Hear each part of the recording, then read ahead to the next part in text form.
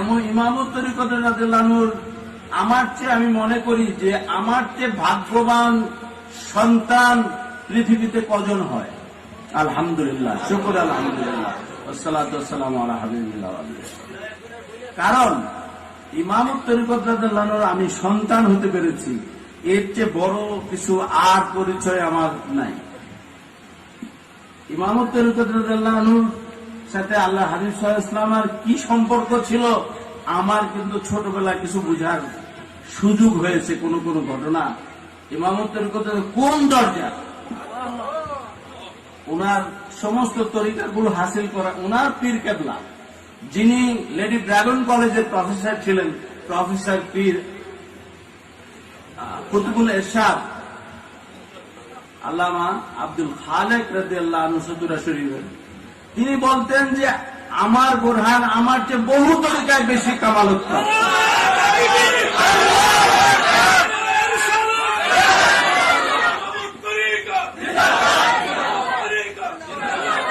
আল্লাহ তাআলা উনাকে এমন কিছু দান করেছেন, উনার ভান্ডার এত বড় যে তরিকতের ইমামরা ওনার যে তরিকায় সাদাসাদি করে।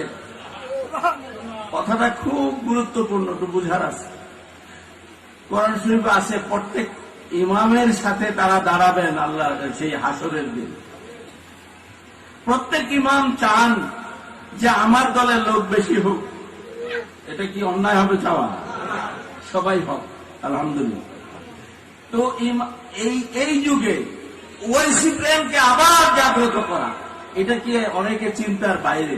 কিন্তু আল্লাহ হাবিব সাল্লাল্লাহু আলাইহি ওয়াসাল্লাম বাছাই করেছেন ইমামত তরিকতকে। তিনি, আমরা জানতাম না, আমি 58 সালে সেই বয়সে হজে যাওয়ার তৌফিক হয়েছে, সেই সফরে সঙ্গী ছিলাম। আধ্যাত্মিক জগতের কিছু আলোচনা শুরু হলেই আমরা অন্য একটা অবস্থানে পৌঁছে যেতাম।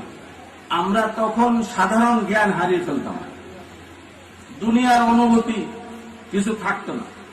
কাবা শরীফের সামনে রেখে অনেক সময় বা এক কোনায় হেরেম শরীফের কোনায় বসে, অথবা রওজা মোবারকের একদম, এখন তো এক্সটেনশন হয়েছে, তখন বাদ ওমর ছিল সবচেয়ে এক কর্নার, এই কোনায় উনি বসে থাকতেন, আমাদেরকে পাঠিয়ে দিতেন রওজা মোবারক। তিনি বলতেন যে, মানে আমরা অনেক সময় চেষ্টা করতাম ওনাকে নিয়ে যাই রওজা মোবারকে, তিনি বলতেন যে আমাকে মাফ করো। সুবহানাল্লাহ। আমার অল্প বয়সে আমার যে দায়িত্ব তিনি দিতেন, আমি মাফ চাইতাম যে আমি এটা বাচ্চা মানুষ, আমাকে তো আমি কি করে পারি। তিনি বলতেন আমার পদস্খলনের ভয় আছে, তোমার তো সেটা নাই। নাউজুবিল্লাহ।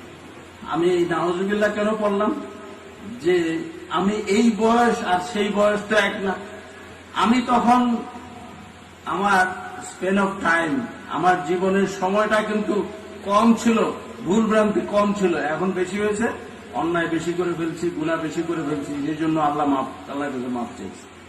তিনি বলতেন যে আমার পদস্খলনের ভয়ে, তিনি মুজাদ্দিদে জামান